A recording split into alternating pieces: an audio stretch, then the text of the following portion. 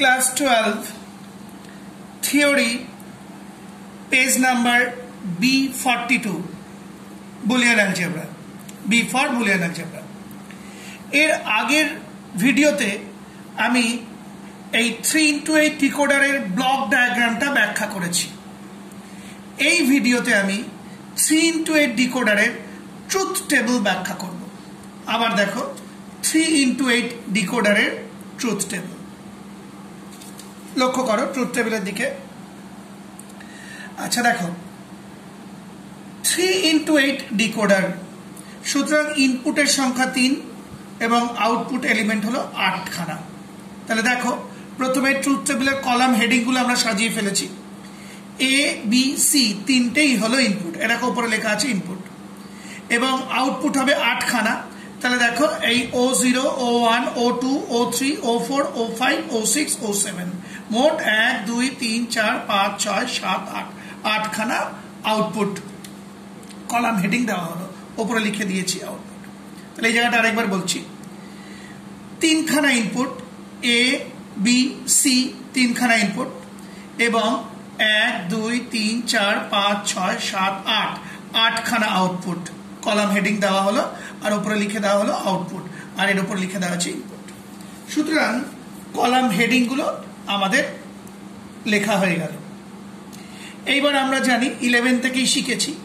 তিনটে যদি ইনপুট হয় তাহলে মোট 8 খানা রো হবে আমরা জানি তিনটে ইনপুট হলে মোট 8 খানা রো হয় সেই 8 খানা রো হিসেবে দেখো 1 2 3 4 5 6 7 8 8 খানা রো করা হয়েছে আর এটা কিভাবে সাজানো হয়েছে তোমরা 11 থেকে শিখেছো এখন আমি বলে আর সময় নষ্ট করব না মানে 8টা রো হিসেবে এ বি সি বিভিন্ন কম্বিনেশন করে সাজিয়ে দেওয়া হলো এবার দেখো আউটপুটের দিকটা দেখো কি করে বার করবে যখন A0 B0 C0 তখন O0 হবে 1 এবং বাকি ভ্যালুগুলো হবে 0 কেন ডিকোডার সার্কিটের নিয়ম হলো একটি আউটপুট এলিমেন্টের ক্ষেত্রে লজিক্যাল সিগন্যাল 1 উৎপন্ন করে এবং বাকি আউটপুট এলিমেন্টগুলির ক্ষেত্রে লজিক্যাল সিগন্যাল 0 উৎপন্ন করে আবার বলছি ডিকোডার সার্কিটের নিয়ম হলো একটি আউটপুট এলিমেন্টের ক্ষেত্রে লজিক্যাল সিগন্যাল 1 জেনারেট করে বা উৎপন্ন করে এবং বাকি আউটপুট এলিমেন্টগুলির ক্ষেত্রে লজিক্যাল সিগন্যাল 0 উৎপন্ন করে তা প্রথমে দেখো তাই করা হয়েছে একটি আউটপুট এলিমেন্টের ক্ষেত্রে 1 উৎপন্ন হয়েছে আর বাকি আউটপুট এলিমেন্টগুলির ক্ষেত্রে লজিক্যাল সিগন্যাল 0 উৎপন্ন হয়েছে পরেরটায় চলে আসি যখন 0 0 1 অর্থাৎ A0 B0 C1 তখন ঠিক আগের 1টা ছিল O0 তার আগের এলিমেন্টটা হবে 1 আর বাদ বাকিগুলো 0 দেখতেই পাচ্ছ আবার বলছি যখন A0 B0 C1 তখন লাস্ট যে এলিমেন্টটা 1 হয়েছিল তার আগের এলিমেন্টটা হবে 1 আর বাকিগুলো দেখো 0 পরেরটায় চলে আসি যখন A0 B1 C0 তখন লাস্ট যে এলিমেন্টটা 1 হয়েছিল তার আগের এলিমেন্টটা হবে 1 বাদ বাকিগুলো 0 আবার বলছি যখন A0 B1 C0 তখন লাস্ট যে এলিমেন্টটা 1 হয়েছিল তার আগের এলিমেন্টটা হবে 1 বাদ বাকিগুলো 0 দেখতেই পাচ্ছ ঠিক একইভাবে যখন A0 B1 C1 তখন লাস্ট যে এলিমেন্টটা 1 হয়েছিল তার আগের এলিমেন্টটা হবে 1 বাদ বাকিগুলো 0 দেখে নাও বাদ বাকিগুলো 0 তারপরে যখন A1 B0 C0 তখন লাস্ট যে এলিমেন্টটা 1 হয়েছিল তার আগের এলিমেন্টটা হবে 1 বাদ বাকিগুলো 0 দেখে নাও সিমিলারলি যখন A1 B0 C1 তখন লাস্ট যে এলিমেন্টটা 1 হয়েছিল তার আগেরটা হবে 1 বাদ বাকিগুলো 0 যখন A1 B1 C0 তখন লাস্ট যে এলিমেন্টটা 1 হয়েছিল তার আগের এলিমেন্টটা হবে 1 বাদ বাকিগুলো 0 আর লাস্টেরটা তো ঠিক তাই যখন A1 B1 C1 তখন লাস্ট যে এলিমেন্টটা 1 হয়েছিল তার আগের এলিমেন্টটা হবে 1 বাদ বাকিগুলো 0 কারণ ডিকোডারের নিয়ম হলো আউটপুটের ক্ষেত্রে একটি আউটপুট এলিমেন্টে ও লজিক্যাল সিগন্যাল 1 উৎপন্ন করে এবং বাকি আউটপুট এলিমেন্টগুলোর ক্ষেত্রে লজিক্যাল সিগন্যাল 0 উৎপন্ন করে। তা তাকিয়ে দেখো ট্রুথ টেবিলে তাই করা হয়েছে, প্রতিটি ক্ষেত্রেই একটা আউটপুট এলিমেন্ট 1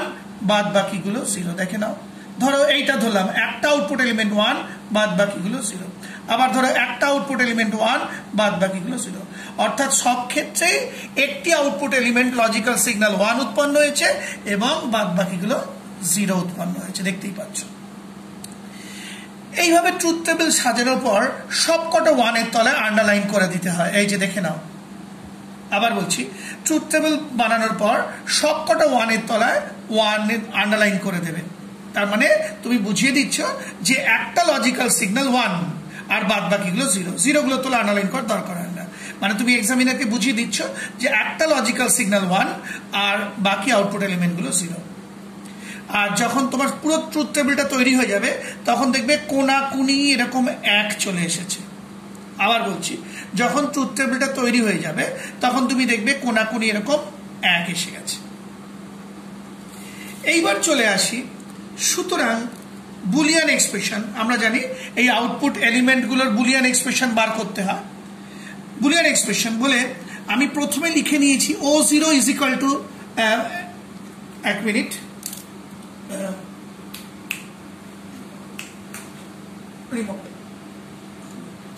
দেখো বুঝে নাও, এখানটা প্রথমে কিন্তু আমি লিখে নিয়েছি, একটু ইজ ইকুয়াল টুটা দেখাতে হবে, হ্যাঁ, O0 is equal two O1 is equal two O2 is equal two O3 is equal two, ঠিক একইভাবে এইখানে লিখে নিয়েছি, দেখো O4 is equal two O5 is equal two O6 is equal two O7 is equal two. অর্থাৎ প্রথমে O0 is equal to O1 is equal to O2 is equal to O3 is equal to O4 is equal to O5 is equal to O6 is equal to O7 is equal to লিখে নেবে। এইগুলো প্রথমে লিখবে না, প্রথমে O0 is equal to O1 is equal to O2 is equal to করে লিখে নেবে। তারপর নিয়ম হলো, মূলত আমরা জানি বুলিয়ান এক্সপ্রেশন নির্ণয় করতে গেলে SOP ফরম্যাটে নির্ণয় করতে হয়, অর্থাৎ সাম অফ প্রোডাক্ট। কিন্তু ডিকোডারের ক্ষেত্রে তোমাকে শুধু প্রোডাক্ট নির্ণয় করতে হবে। আবার বলছি, ডিকোডারের ক্ষেত্রে তোমাকে নির্ণয় করতে হবে প্রোডাক্ট। তাহলে আগে প্রোডাক্টগুলো লিখে নেবে, অর্থাৎ O0 তো ইজ ইকুয়াল টু তো লেখাই ছিল, তাহলে A into B into C, not এখন বসাবে না। আবার 1 এর ক্ষেত্রেও লিখে নেবে is equal to A into B into C, O2 is equal to A into B into C, O3 এর ক্ষেত্রেও লিখে নেবে A into B into C, O4 এর ক্ষেত্রে A into B into C, O5 এর ক্ষেত্রে A into B into C, O6 এর ক্ষেত্রে A into B into C, R O7 এর ক্ষেত্রে A into B into C। অর্থাৎ কোনোটাতেই আগে নট বসাবে না, তোমরা প্রোডাক্টগুলো আগে লিখে নেবে, মানে A into B into C, A into B into C, A into B into C, এইভাবে প্রোডাক্টগুলো আগে লিখে নেবে।